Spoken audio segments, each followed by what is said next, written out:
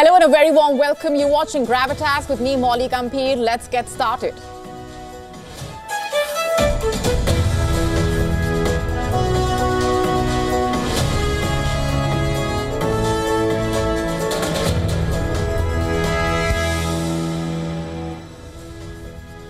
Indian and Chinese troops have started disengaging in Eastern Ladakh at two crucial friction points, the Demchok and Depsang plains. This disengagement marks another major crucial milestone in the list of recent moves by the two sides towards easing tensions.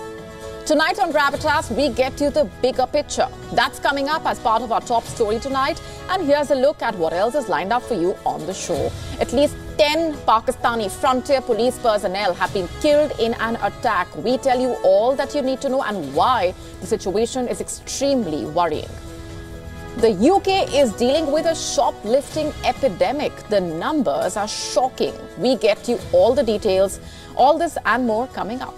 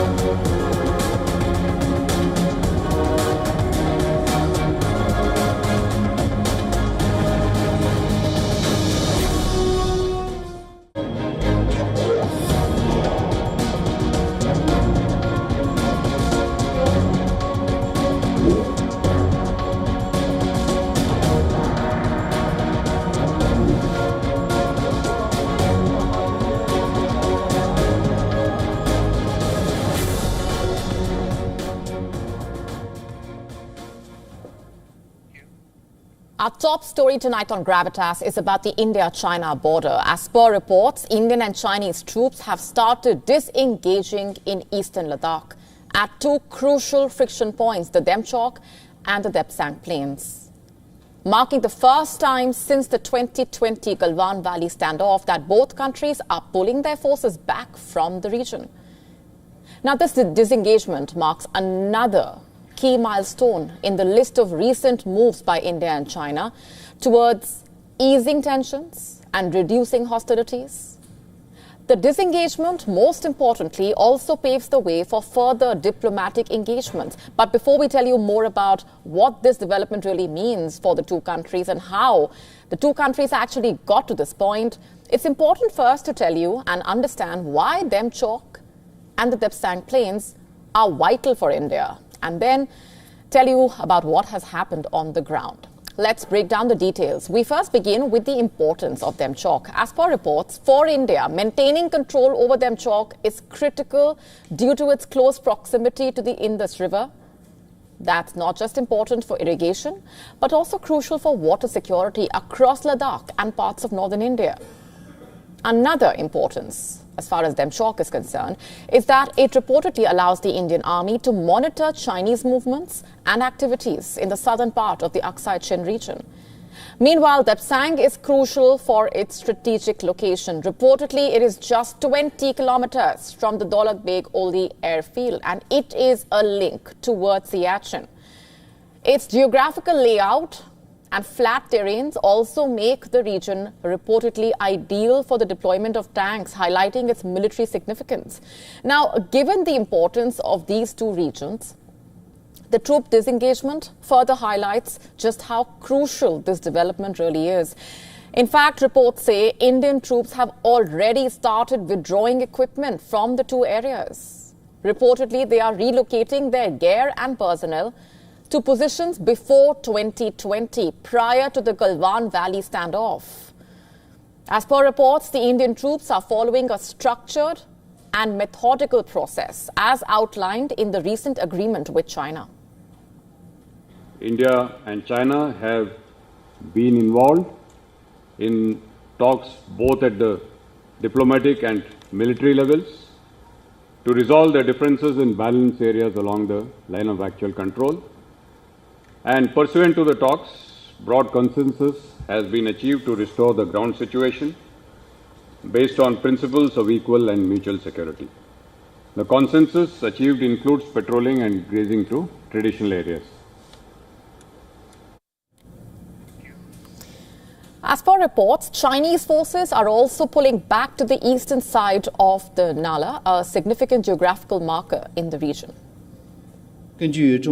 According to the recently agreed solution between India and China on border-related issues, the frontline armies of both sides are implementing relevant work, with smooth progress so far. Both sides have also reportedly started dismantling temporary structures that were erected in the aftermath of the 2020 standoff. According to sources, approximately 40% of the temporary structures have already been removed. Sources also said that both sides will verify the dismantling of these structures through ground patrols and aerial surveys, and that by the end of Friday, 60% of the temporary structures are expected to be dismantled. As per reports, tactical commanders from both India and China are on the ground to oversee the disengagement process and ensure smooth execution. According to various reports, in fact, the Indian and Chinese armies plan to complete the entire disengagement process by October 28 to 29, adding that troops from both sides are expected to return to their pre-April 2020 positions and restoring the patrol patterns that were in place before the tensions escalated. Patrolling is reportedly expected to resume in these regions by the end of this month. As per reports, the Indian Army has clarified that regular ground commander meetings will continue as part of the ongoing efforts to manage the situation.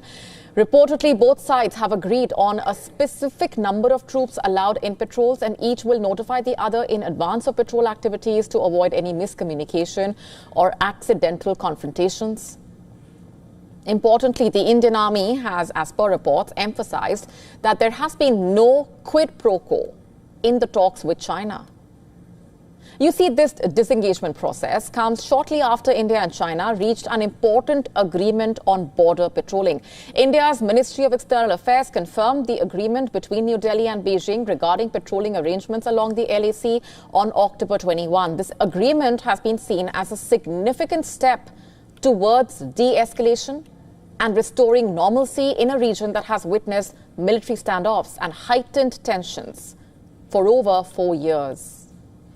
As per reports, on Thursday, India's Union Defence Minister Rajnath Singh said that India and China have reached a broad consensus to restore the ground situation along the LAC, emphasizing that the truce is based on the principle of mutual security, ensuring that the interests of both countries are safeguarded while reducing the chances of future conflicts. Indian Prime Minister Narendra Modi also weighed in on the situation, expressing optimism about the agreement during his meeting with the Chinese President Xi Jinping in Kazan, Russia, on the sidelines of the BRICS summit on Wednesday. As per reports, the two leaders also discussed the importance of maintaining peace and stability along the border. Prime Minister Modi said that peace on the border should be a priority for both countries and emphasized on the need for mutual trust to underpin future bilateral ties, while Xi Jinping called for both sides to enhance communication and cooperation. सीमा पार पिछले 4 वर्षों में उत्पन्न हुए मुद्दों पर बनी सहमति का हम स्वागत करते हैं। सीमा पर शांति और स्थिरता बनाए रखना हमारी प्राथमिकता रहनी चाहिए। म्यूचुअल ट्रस्ट, म्यूचुअल रिस्पेक्ट और म्यूचुअल सेंसिटिविटी हमारे संबंधों का आधार बने रहना चाहिए। And as the troops continue their pullback and dismantling operations, the disengagement has the potential to change the dynamics for both the sides. Can this serve as a foundation for more comprehensive peace talks? Can this boost their trade and economies, among other benefits. It will be an interesting and notable watch.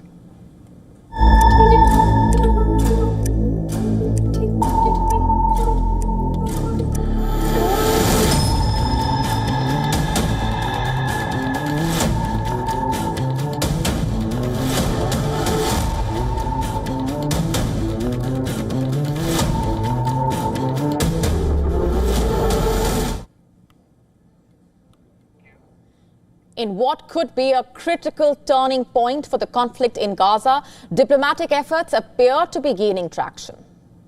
Israel has reportedly confirmed that its top intelligence official will join the ceasefire talks, while Hamas has indicated that it is open to stopping the fighting, provided certain conditions are met. As per reports, the Hamas leadership, currently based in Doha, has been in discussions with Egyptian officials in Cairo. Hamas is reportedly willing to consider a ceasefire, but only if Israel agrees to a series of demands. As per reports, these demands include a complete withdrawal from Gaza, the return of displaced individuals, a prisoner exchange deal, and unrestricted access for humanitarian aid. On the Israeli side, reports state that Israeli Prime Minister Benjamin Netanyahu has signaled support for negotiations, particularly in relation to a deal that would secure the release of hostages held in Gaza. After holding talks in Cairo, reportedly with Egyptian intelligence officials, Netanyahu has reportedly ordered David Barnea, the Mossad chief, to head to Doha for further discussions. As per reports, to move the ceasefire process forward and explore new initiatives aimed at ending hostilities. Meanwhile, the international diplomatic efforts are also intensifying. U.S. Secretary of State Antony Blinken, during his latest visit to the region, held talks in Doha, and this marks his 11th trip to West Asia since the conflict started. Reports say Blinken's schedule remains packed, with meetings planned in London with key figures from Jordan and the UAE, both of whom are reportedly expected to play vital roles in shaping a post-war Gaza. As per reports, Blinken is also set to meet with Lebanon's Prime Minister to discuss the broader regional tensions. Amid these developments, Iran remains a significant player in the backdrop of the conflict. Reports say Tehran is preparing for potential retaliatory strikes from Israel following a missile attack. According to the New York Times, Iran's supreme leader, Ayatollah Ali Khamenei, has directed the Iranian armed forces to plan a response in case of significant Israeli retaliation. While Iran appears to be preparing for war, the NYT report also states that it is trying to avoid further escalation. Meanwhile, Israel's planned retaliation against Iran has reportedly hit a snag. UK's The Times reported that sensitive information about Israel's attack was leaked, delaying the operation. Although the leaked details did not reveal specific targets, Israel is reportedly concerned that this breach could help Iran anticipate the next move. And as a result, Israeli planners are now reworking their strategy. While retaliation is still on the table, the timeline has been pushed back. Meanwhile, tensions are also rising between Israel and Hezbollah in Lebanon. As per reports, the IDF confirmed that 5 soldiers lost their lives in southern Lebanon following an attack by Hezbollah operatives. According to reports, Hezbollah fighters launched a barrage of rockets targeting Israeli troops as they received logistical supplies in a southern Lebanese village. 19 others were injured, 4 of them in a serious condition. Now, it is clear that the situation across West Asia remains highly fluid, with ceasefire talks, international diplomacy efforts, military action, all playing out simultaneously. Whether these efforts actually lead to lasting peace or merely a temporary pause remains to be seen, or neither. The stakes could not be higher for the region as each side prepares for what could either be an escalation or a breakthrough.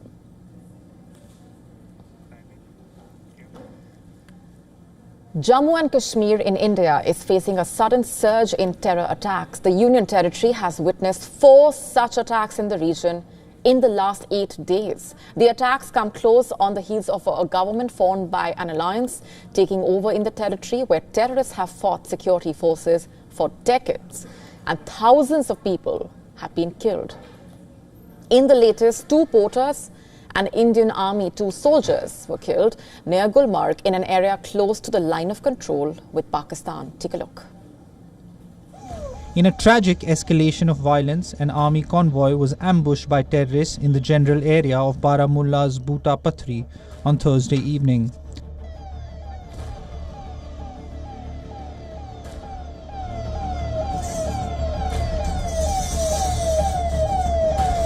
The Indian Army's Chinar Corps, in a post on X, confirmed that an exchange of fire happened between soldiers and terrorists. The People's Anti-Fascist Front, an offshoot of Jaish-e-Mohammed, has claimed responsibility. According to reports, the attack could have been part of a potential infiltration attempt, heightening concerns of renewed cross-border incursions. In the Union Territory of Jammu and Kashmir especially, our efforts are concentrating on breaking the cycle of violence, dismantling the terror ecosystem, empowering the youth and women, facilitating education, promoting sports, reviving the rich historical and cultural legacy of the region. The core of this strategy is to strengthen the relationship amongst the citizens and soldiers while encouraging nationalist and mainstream narratives, particularly among the youth. The Union Territory is witnessing a spurt in attack on non-locals and security personnel. On Thursday, in another incident, terrorists shot at and injured a labourer in the Batkun Tral area of Pulwama district. The injured labourer was identified as Pritam Singh, a resident of Uttar Pradesh. Earlier on Sunday, a doctor and 6 construction workers were killed when terrorists attacked a tunnel construction site on the Srinagar-Leh National Highway in the Ganderbal district. Former Chief Minister Farooq Abdullah blamed neighbouring Pakistan for the attacks. We are not going to be part of Pakistan. Then why are they doing this to disrupt our future? They should look towards their country and the issues out there. I appeal to them to stop all this and find a way of friendship. And if they don't do this, there will be problems. Security forces are carrying out a massive search operation along the line of control in Gulmarg.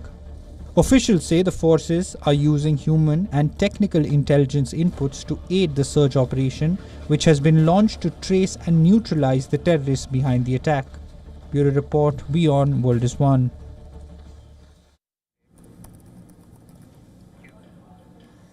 Our next story is about Pakistan, where at least 10 Pakistani frontier police personnel were killed in a terror attack on Thursday. According to reports, the attack took place at a checkpost near the northwestern city of Dera Ismail Khan. This is near the Afghan border. The attack was claimed by the Tehreek-e-Taliban Pakistan, or the TTP, the Pakistani offshoot of the Pakistani Taliban. Let's get to the details at this point. According to reports, the attack took place around 70 kilometers east of the Afghan border. One policeman was also reportedly killed in a separate attack carried out on Thursday night in an area close to the Afghan border in Khyber district. According to news agency Reuters, the Pakistani police said that a large group of terrorists stormed the outpost, killing members of the Frontier Constabulary Security Force.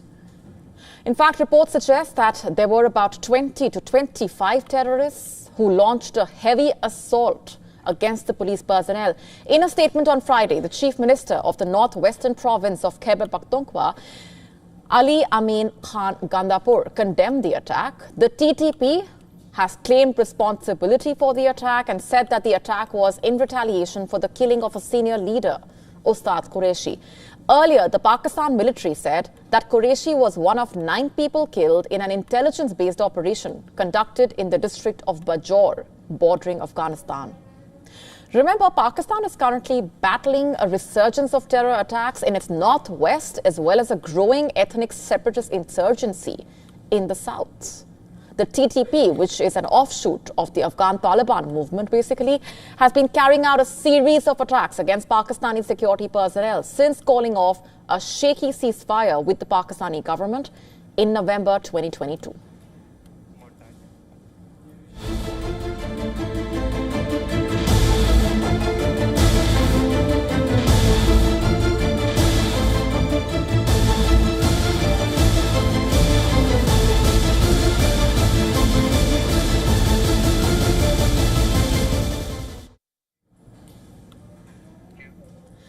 Amid Pakistan's escalating struggles with terrorism, which is a problem of its own making in a way, revelations have emerged about Pakistan's new terror factory. According to Indian media reports, 3 banned terror outfits, the Lashkar-e-Toiba, Hizbul Mujahideen and Jaish-e-Mohammed, have established a joint training camp in Abbottabad, Pakistan. And guess what? This new training camp is located on a site belonging to the Pakistani army. You heard that right. According to reports, this mega terror camp is completely safe with Pakistan Army camp right next door. No one basically can access the training terrorists without the permission of the Pakistan military. And what's more, a general from Pakistan's intelligence agency, the ISI, is believed to be supervising this terror camp. What type of training is taking place here, you ask? Reports suggest that young men and women are being trained in various aspects of combat, including weapons handling. But don't be alarmed. Abbottabad is infamous as the location where former Al-Qaeda leader Osama bin Laden was killed, remember, in a US military operation back in May 2011.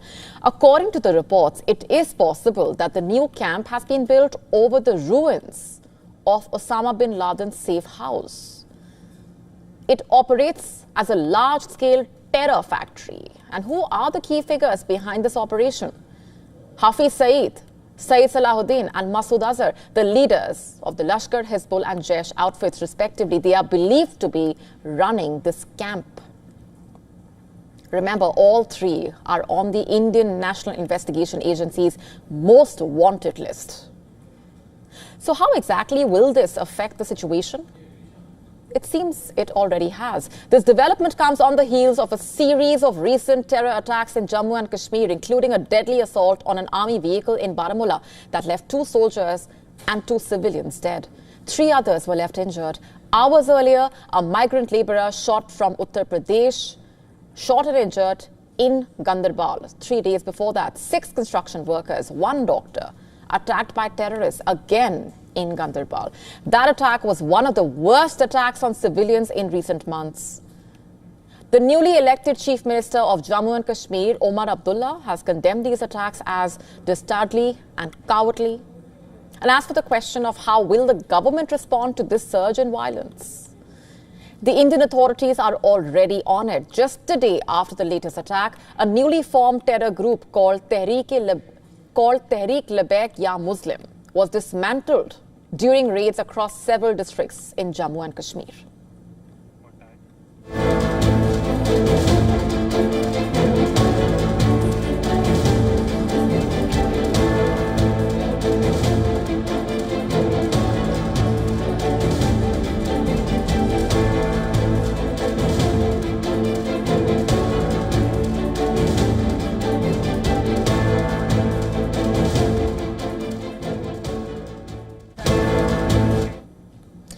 On to the US elections now. Is the presidential race slipping away from Kamala Harris? Should the Democrats be worried? Well, a new Wall Street Journal poll suggests that the Republican presidential candidate Donald Trump has taken a narrow lead over Kamala Harris. The approval rating of his time as the former president peaked to an all-time high. Not just the Wall Street Journal, a latest survey also showing similar trends. Trump has the lead, although narrow. This is a distinct shift of pattern, you see, from last week. Earlier, opinion polls showed Harris enjoying a comfortable lead. What's changed, you ask? What are the trends saying exactly? Let's show you. According to the poll survey, former President Donald Trump is leading Vice President Kamala Harris by 2 points in a direct matchup. Trump has 51% support compared to Harris's 49%. This is taking into account likely voters who favor one candidate. This is the data collected from the poll of 1,244 likely voters conducted from October 21 to 22. The data was released on Wednesday, and it's important to remember the poll has a margin of error of 2.5%. But at this point, the data shows a clear shift from Harris's 4-point lead last month. And the poll comes as Harris and Trump are locked in a neck-and-neck race for the White House. less than 2 weeks to go. These polls have political analysts and surveys split on who will win. With some polls suggesting that Trump is ahead of Harris, the results are highly uncertain. Of course, they could flip in either direction. Anything could happen in this high-stake battle, as it now relies on the 12% likely voters who may or may not vote. Add to that the fact that 18% of the registered voters are still weighing their choices. Now, these statistics that we just stated are proof enough that this has the power to change the entire course of the election. But the question to ask here is it too soon to ask if the election is actually slipping away from Harris? According to a report by The Hill, while Democrats remain optimistic, they are worried about the margins closing in on the 7 key battleground states, particularly the blue wall states of Wisconsin, Michigan, and Pennsylvania, states which have paved the path to the White House for the last 2 Democratic presidents. Will there be a change this time around?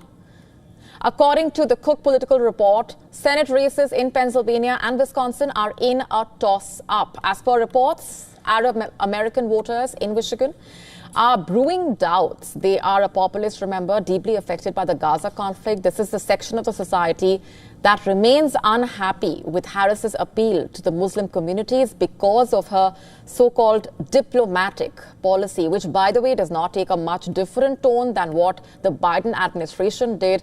But that's not all. The state of the economy remains a major concern, a top issue this election season, naturally, both nationally and in the battleground states. As per the CNBC All-America Economic Survey, Donald Trump seems to hold commanding leads among voters who basically prioritize inflation. Voters concerned about the economy, especially the middle class, are looking at Trump to get their needs met. And let's not forget, in some key states, the black male voters were seen to be edging towards Trump. We told you that last night. And now, the Gen Forward survey conducted at the University of Chicago in a deeply researched analysis of how race and ethnicity shaped the experience of millennials and Gen Z found some key shifts in their findings this month. As per the survey, a quarter of young black men between the ages of 18 and 40 were found to be supporting Trump. Why is this remarkable? Because it is in stark contrast to the 2020 elections, where 9 out of 10 of this demographic backed Joe Biden. This basically suggests a shift in a key voter base which can make or break the poll verdict. And with all of these factors working heavily for Trump, Democrats have a reason to be worried. They could be nervous or even rattled. Can they salvage the situation at this juncture is the question. Should Harris's campaign reboot its strategy at this point by pulling out a Trump card that can swing the results to Harris's favor? We will have to wait and watch.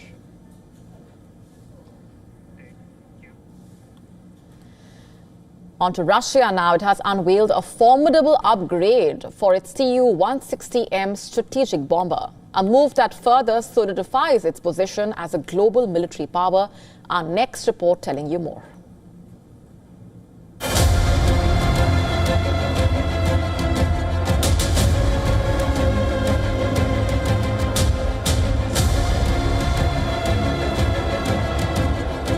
Russia's Tu-160M, the largest and most powerful nuclear-capable bomber ever built.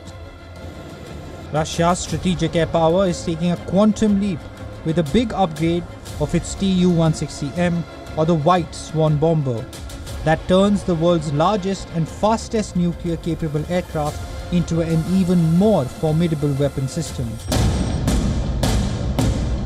The modernized Tu-160M, emerging from the Kazan aviation plant, now boasts groundbreaking innovations that fundamentally alter its combat potential. At the heart of the upgrade is a sophisticated rear-facing radar system coupled with advanced air-to-air missiles. This will enable the massive bomber to detect and engage threats from all directions without compromising its primary strike mission. This technological advancement, combined with state-of-the-art electronic warfare systems and next-generation radio equipment, greatly enhances the $163 million aircraft's survivability. Military bloggers call the huge bomber a flying truck, as it can carry a wide range of armaments from nuclear missiles to hypersonic cruise missiles amid precision-guided bombs. Russia is looking to transform the huge bomber from a conventional strategic deterrent into a mobile strike platform with autonomous defensive and offensive functions. It's the largest and heaviest aircraft that can sustain flight at Mach 2+, which is more than twice the speed of sound. Ukraine has accused Russia of using these bombers in the war, a claim refuted by Moscow. The modernization of the Tu-160M underscores Russia's commitment towards maintaining a robust nuclear deterrent. The aircraft's ability to carry multiple hypersonic weapons poses a significant challenge to Western defense systems.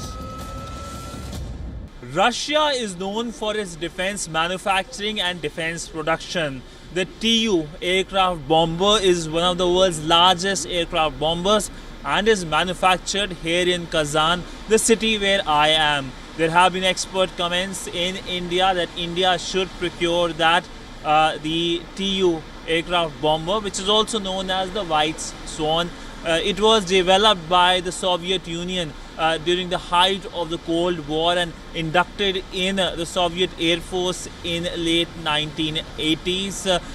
But if we talk about the India-Russia defense relationship, this is a very close relationship. There has been a lot of engagements, whether it is the BrahMos or whether it is the S-400, which India is importing from Russia. And the focus is that how this relationship can be taken forward.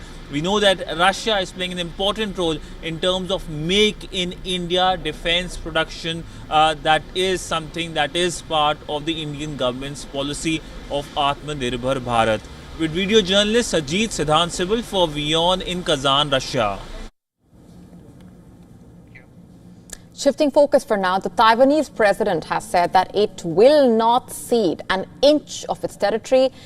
This comes as the Taiwanese troops conducted live fire drills on an outlying island in the Taiwan Strait 2 days after China held a live firing exercise in the strait.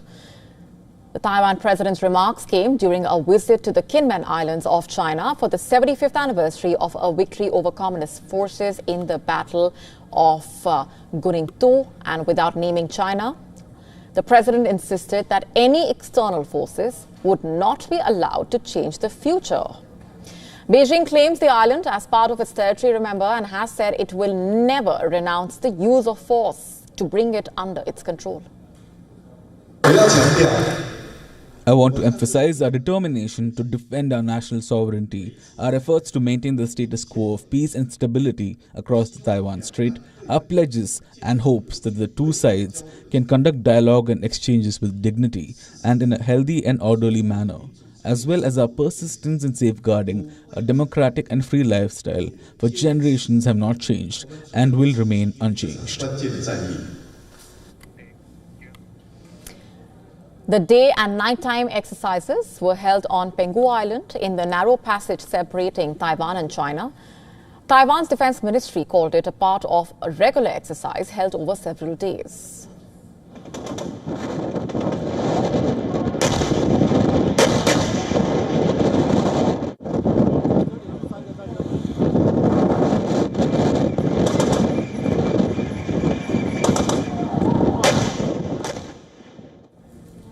During which it said the Taiwanese soldiers practiced preparing for combat in the event of Chinese air and sea infiltration of the island. Flares lit up the night sky as troops using mortars, machine guns and grenade launchers unleashed a barrage of fire and provided cover for the tanks and armored vehicles during one of the drills. 假想敌视敌军利用夜间视线不良的状况，对我军实施突击登陆。 And just a day ahead of the live fire drills by Taiwan, a Chinese aircraft carrier group sailed through the sensitive waterway. Chinese Navy ships accompanied the Liaoning aircraft carrier as it transited the strait, which Beijing said was perfectly normal. That followed China's live-fire drills near Taiwan on Tuesday and a large-scale military exercise around the island last week when Beijing deployed fighter jets, warships and Coast Guard vessels. Those exercises were in response to Taiwanese President Li Ching's National Day speech on October 10, in which he vowed to resist annexation and insisted that Beijing and Taipei were not subordinate to each other. In a sobering assessment, Defence Secretary John Healey admits that Britain's armed forces in their current state will be unable to defend against a large-scale invasion. You heard that right. Our next story analyzes how the British Army is in such a dire state due to years of neglect and underfunding. The British military, once a formidable force on the world stage, is now a shadow of its former self. A damning assessment by the Defence Secretary reveals the alarming state of its armed forces. It raises serious concern about the country's ability to defend itself against potential threats. While capable of conducting operations, the British forces lack the necessary resources and capabilities to deter full-scale invasion. The UK faces a complex security landscape, with threats emanating from Russia, China, Iran and North Korea. The ongoing conflict in Ukraine has heightened tensions with Russia. There is growing fear that Moscow may seek retribution against the West. UK has supplied tanks, howitzers and long-range weapons to Ukraine. Back home, the British military is grappling with many critical deficiencies. Its air defences are insufficient to intercept long-range missile strikes. Its navy lacks the necessary ships to patrol the North Atlantic. And its air force is desperately short of fighter jets. The British Army has seen its strength dwindle in recent years to less than 73,000 soldiers. This is the smallest size of the army since the Napoleonic era. And the situation is only expected to worsen due to recruitment and retention challenges. The government has been criticised for underfunding the military, leading to cuts in personnel, equipment and modernisation programs. While the Defence Ministry has called for increased funding, there is uncertainty if the government will allocate the required resources. The UK's military weakness has far-reaching implications for its national security and ability to project power on the world stage. As the country faces an increasingly challenging security environment, the need for a strong and well-equipped military has never been more urgent. Bureau Report, WION World is One. A wave of fake bomb threats is sweeping across India's aviation industry, causing widespread chaos and anxiety naturally. Since last week, over 170 Indian carrier flights have been targeted with bomb threats.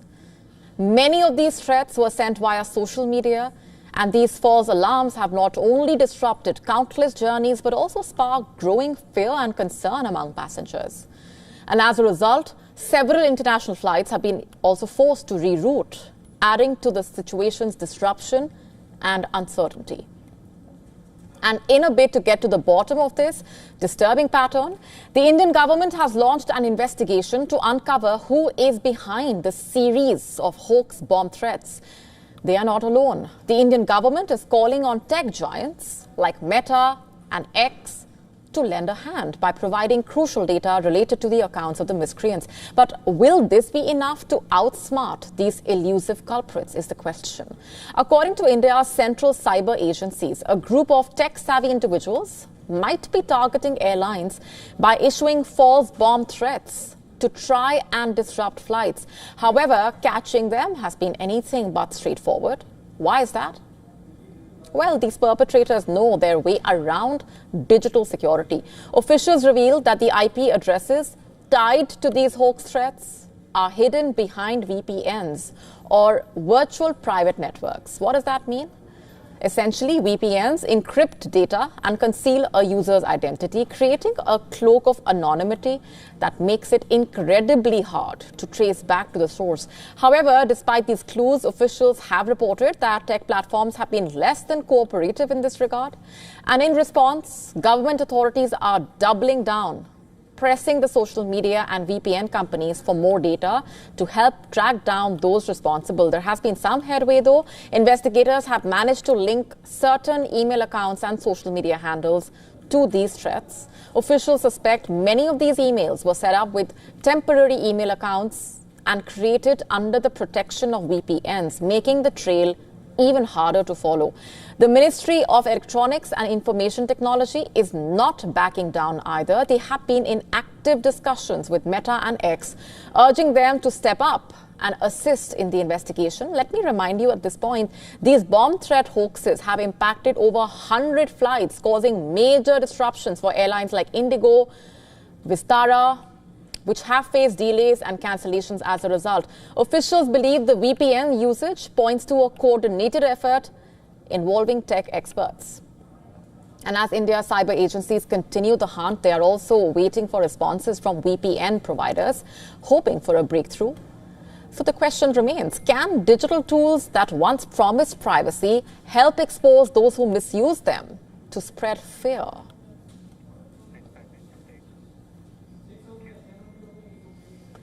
This Sunday, general elections will be held in Japan at a time when geopolitical tensions are on the rise and internal scandals have rattled the authorities and the government. It remains to be seen if the ruling Liberal Democratic Party can actually win another term with a clear majority, or will the new Prime Minister's decision to conduct early elections backfire? Take a look. Japan's ruling Liberal Democratic Party may lose its dominance after Sunday's parliamentary election, throwing the country into uncertainty in the face of growing tensions with China and rising inflation. The conservative LDP has been in government for almost all of Japan's post-war era, and since 2012 has a majority in the lower house of parliament. It rules in coalition with a smaller party called Komeito, which it depends on to control the less powerful upper house. That could change, as an opinion poll in the Asahi Shimbun Monday suggests. The party could lose as many as 50 of its 247 seats in the lower chamber. The poll says Komeito could slip to fewer than 30 seats, putting the coalition below the 233 needed for a majority. Another poll by public broadcaster NHK Monday found support for Prime Minister Shigeru Ishiba's cabinet dropped to 41% from 44% a week ago. It may be explained in part by public anger the LDP faces over a political funding scandal and the rising cost of living in Japan.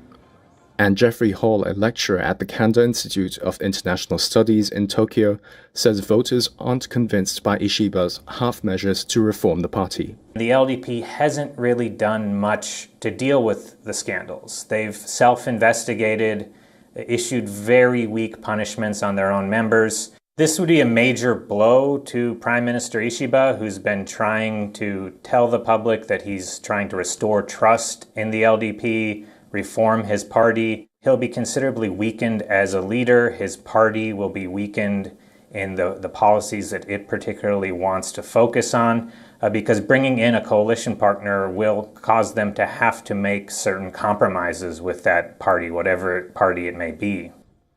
The LDP will need at least one other partner if it loses its majority. That may include the Democratic Party for the People, which had 7 lower house lawmakers going into the election and advocates for lower taxes. There's also the Conservative Japan Innovation Party, which is defending 44 seats with a pledge of tougher donation rules to clean up politics. But those would mean policy clashes, such as the DPP wanting to halve Japan's 10% national sales tax and cut income tax, which his party does not support. And it could complicate the Bank of Japan's efforts to unwind decades of monetary stimulus. While the LDP easily remains the biggest force in parliament, many votes could go to the second largest party, the opposition Constitutional Democratic Party of Japan, which once toppled the LDP in 2009. The center-left CDPJ could try to cobble together an administration from a patchwork of opposition parties. But experts say it would be very challenging because their views don't align with many opposition parties, and that regardless of who wins, Japan likely faces political instability ahead.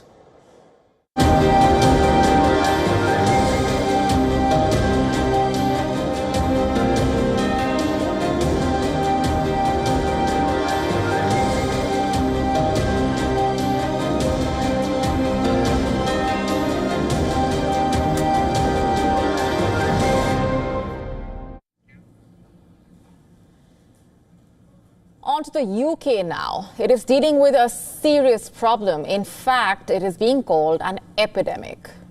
I'm not talking about some new virus or a new infection, thankfully, but it is a serious issue plaguing the UK.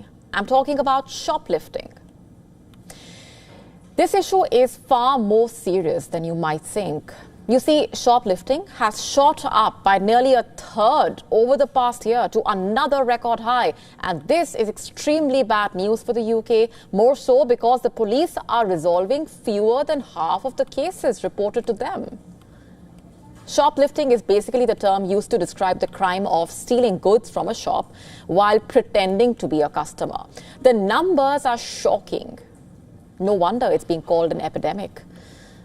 According to police data, 469,788 shoplifting crimes were reported in the year ending June 2024. Now, this number is a significant jump as compared to the over 365,000 cases reported the year before. This is a 29% increase. Let's just break this down for you. You know how much the numbers work out to be? And the reason why we are calling them staggering? Around 9,000 offences a week. That's 1,290 a day. Which, by the way, means there are 2 every minute for the average store's 10-hour opening times. This is a major concern, clearly. Major shop chains are worried, naturally so, leaving behind a string of big, pressing questions for the police. And these questions, mind you, are not going anywhere unless they also get shoplifted. And not just shoplifting. Knife crime rose by 4% in the year to June, and figures show such offences are becoming more violent. In fact, the government has promised to combat minor stealing and explore new laws that would make assaulting store employees a distinct crime. Earlier, remember, the UK's Minister for Crime and Policing, Diana Johnson, had her purse stolen at a conference in central London. And this was when she was delivering an address to police superintendents over the alarming rise in theft and shoplifting in the country. Just imagine that. Supremely embarrassing, to say the least, right? Sounds like the script of a comedy show, but this is the UK, for real, where shoplifters seem to be having the last laugh.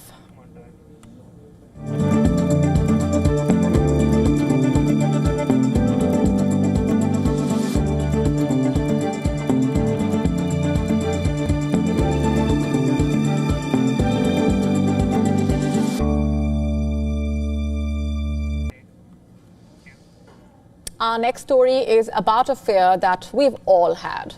Will AI end up replacing us? Just take a moment and imagine this.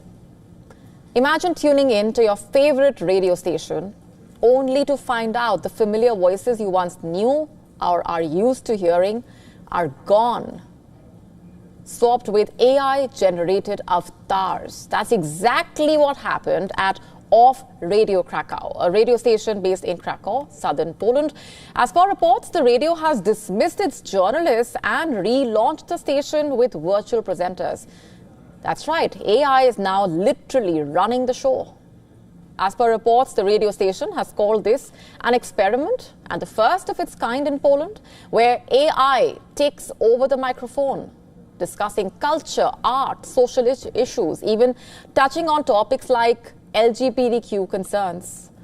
But while those speaking may sound like real people, make no mistake, these voices are not human.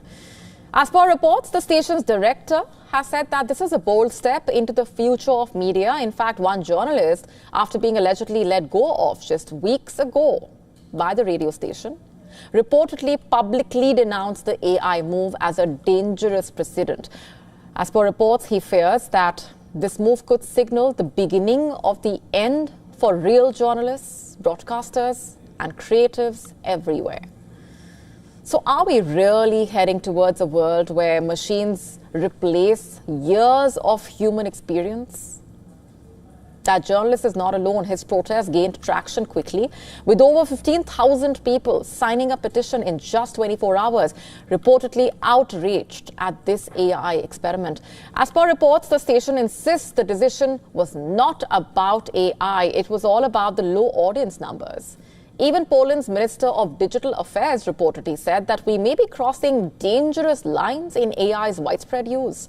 And while AI may be the future, there's no running away from it, it does raise the question, is it the future that we really want, where human jobs are being replaced and machines take over?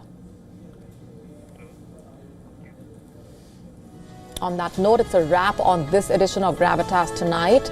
We're taking a very short break at this point. This is me, Molly Gampir, signing off. Thanks very much for watching. Have a good weekend.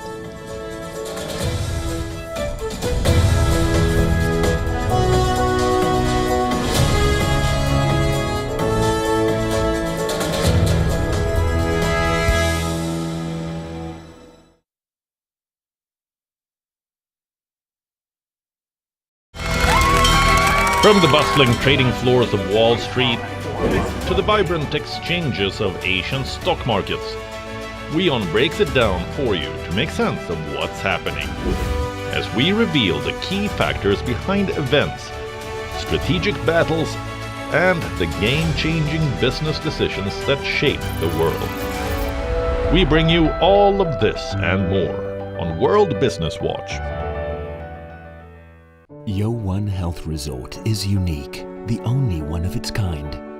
Experience the 4 paths of natural wellness: yoga, Ayurveda, acupuncture, and naturopathy. Each uniquely customized program improves the whole person to make every person whole. Come to YO1 Health Resort.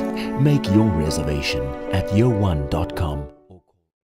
WION, India's global voice, the channel that brings you the biggest stories from across the world through India's lens. Now available in more than 190 countries worldwide, because we believe that the world is one. Watch us in Africa, Europe, USA and Canada, South America, Asia Pacific, Middle East and North African regions. Also available on these digital platforms across the world. WION. World is one.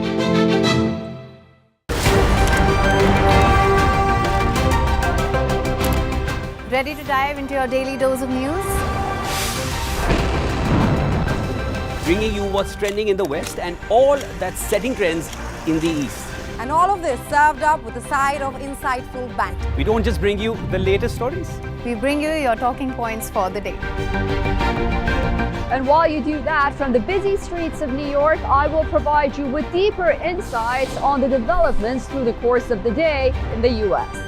And I will be here at the WION headquarters, getting you all the action from the universe of sport, all that you need to know.